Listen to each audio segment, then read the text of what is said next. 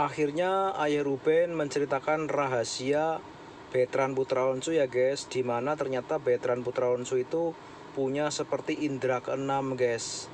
Jadi Betran Putra Onsu itu tahu kalau di rumah itu ada makhluk-makhluk yang mengganggu Ayah Ruben dan Bunda Sarwenda guys. Kita dengarkan ya pengakuan Ayah Ruben ya, rahasia dari Betran. Ternyata dia bisa merasakan hantu-hantu di rumah The Onsu guys. Kemarin aku penelusuran ada tingkat sensitif dari Onyo ya.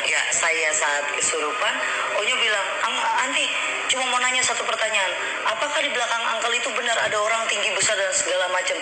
Itu tumbuh dari mana? Koko. Oke. Dia ngeliat tongkatku kayak oma, kata oma apa opungnya dia. Ada tongkat seperti saya gitu. Memang basic dia dari lahir. Ada turunan. Ada dia ada turunan itu gitu. Dan sesuatu hal yang ketika dia udah 1 tahun apa berapa tahun, ketika saya ini terjadi nih, itu ada terjadi, terus tiba-tiba oh gitu ya, aduh harusnya nggak gini nih ya. Pokoknya setiap habis itu dia pergi ngilang, terus nggak terjadi lagi. Adalah something saya nggak bisa cerita.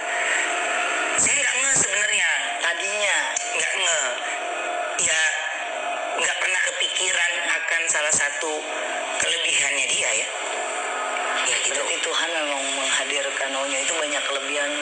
Ya. Apa yang menjadi kelebihannya Onyo itu buat saya bisa tahu ketika akhirnya saya coba ambil dari CCTV kejadian yang sama ini terus orangnya dia Onyo lari ke sana Pak ini gitu, dia handle semuanya. Oke. Tuh guys ya, ternyata diam-diam Onyo itu tahu ya keberadaan makhluk-makhluk halus di rumah The Onsu guys. Jadi secara tidak langsung Ayah Ruben itu sering ditolong oleh Betran Putra Onsu guys ya. Seperti itu guys. Jadi bisa dikatakan Onyo itu punya indera keenam guys. Dan ini juga sangat menguras air mata ya guys, ketika Ayah Ruben ditanya sebesar apa cinta Ayah Ruben kepada Betran Putra Onsu yang memiliki banyak kelebihan ini guys. Punya simak sampai habis ya guys. Cuma satu kok. Ya. You punya hati tulus, ikhlas, cinta kasih sayangnya itu belum tentu banyak orang yang punya. Dengan satu wujud, you bisa nemuin Betran dengan cinta. Ya. Onyo dengan cinta. Ya. Dengan yang Koko Ruben gak kenal siapa ini anak, tapi sekarang dicintai pakai hati. Itu bukti ke semua orang. Cinta kasih sayangnya sama Onyo gimana caranya kok? Kalau cinta kasih sayangnya sama Onyo bingung ya kalau dibilang kata-kata. Saya cuma kasih perumpamaan ke Onyo, sayang sama ayah semana? Segunung. Saya selalu bilang sama dia, kalau ayah 2 gunung, kalau Onyo 3 gunung, ayah 5 gunung. Jadi begitu terus obrolan kita sampai dia tahu dia 100 gunung. Saya bilang saya 1000 gunung. Tandanya kasih sayang orang tua itu melebihi dari kamu menyayangi saya. Betul sekali ya, bagaimanapun kasih sayang orang tua itu akan melebihi kasih sayang seorang anak ke orang tuanya guys. Seperti Ayah Ruben ke Onyo ya. Jadi apa yang dia berikan ke saya tidak pernah berharap balas balik. Karena saya sudah pernah bilang sama istri saya, kalau kita tua jangan nyusahin anak gitu. Biarkan mereka hidup dengan dunianya gitu. Mereka semua ingat syukur, mereka nggak ingat ya bukannya nggak ingat, pasti mereka ingat. Tapi mereka lagi punya waktu dengan kehidupannya yang sekarang kan. Dan kita juga apalagi mau diurusin gitu. Cara ngurusin Onyo, Thalia, Tania itu bagaimana sih kok? 3 anak ya? Iya, dengan 3 yang berbeda-beda. 3 anak saya ini karakternya beda-beda. Ya walaupun Thalia, Tania tanggal lahirnya sama, gitu sama tanggal lahirnya sama. Kan kita cuman saya sengaja disamain tanggalnya, karena sebenarnya due date-nya itu beda 5 hari dari tanggal Thalia. Udahlah samain aja lah daripada nanti kalau dibeda-bedain, ntar 5 hari ini ulang tahun, 5 hari berikutnya ulang tahun lagi repot ya. Kita sekalian aja jadi pesta jadi satu. Pikirannya tuh panjang karena Tuhan udah jawab doa aku tuh sama persis ketika ketika mau punya anak Tania itu maunya di usia Tania itu sudah 4 tahun.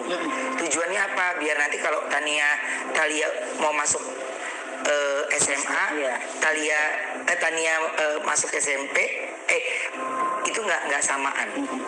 Dia kan 3 tahun, jadi nggak terlalu dekat. Jadi kita masih punya nafas. Banyak orang yang gini, gila ya, lu udah punya banyak duit, masih aja lu mikirin kayak gini.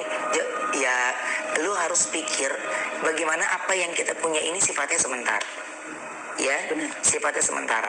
Tuhan mudah sekali membolak-balikan hidup kita. Tuhan mudah sekali ketika lu lagi diangkat sekali. Tapi ketika dijatuhkan sekali ya, bener-bener dicaci, dihina, nggak dipandang semua orang. Bahkan kebaikan yang lu pernah lakukan nol, nggak pernah mereka bandingkan dengan seberapa banyak yang lu lakukan untuk mereka sampai membenci gitu. Jadi kalau saya ngelihatnya Onyo, Thalia, Tania itu harus saya pikirkan dengan baik-baik, bicara hati ke hati sama mereka. Ya caranya berbeda, tapi saya senang di antara mereka itu punya cinta. Thalia, Tania itu sayang sekali sama kokonya. Dan kokonya itu ya ketika Onyo lagi menjadi penengah untuk adik-adiknya, dia itu bisa menempatkan diri. Tapi kalau dia bingung, dia selalu tanya, tapi Cici gini ayah, ini Tania gimana? Jadi ayah mesti gimana dong? Jadi saya harus kasih solusinya ke dia, ibaratnya bekal dia lagi. Ketika itu terjadi ke adik-adiknya lagi, dia tahu menanggulanginya gimana gitu. Tapi saat kemarin aku penelusuran ada tingkat sensitif dari Onyo ya. Karena asistenku itu lari ngejar saya saat kesurupan. Onyo bilang, Anti cuma mau nanya satu pertanyaan, apakah di belakang Angkel itu benar ada orang tinggi besar dan segala macam? Itu tumbuh dari mana, Koko? Oke, kalau tumbuh dari mana? Secara basic ya, Onyo itu di ayah kandungnya yang di sana juga sama punya sesuatu yang sensitif. Jadi Bertrand suka nganterin ayah papanya waktu dulu jika ada yang perlu bantuan. Oh iya, karena dia ngeliat tongkatku kayak kata oma apa opungnya dia ada tongkat seperti saya gitu. Memang basic dia dari lahir ada turunan. Ada dia ada turunan itu gitu. Cuman ada sesuatu hal yang ketika dia udah 1 tahun apa berapa tahun, selalu ketika saya ini terjadi nih gitu, ada terjadi, terus tiba-tiba oh gitu ya, aduh harusnya nggak gini nih ya. Pokoknya setiap habis itu dia pergi ngilang, terus nggak terjadi lagi. Adalah something saya nggak bisa cerita.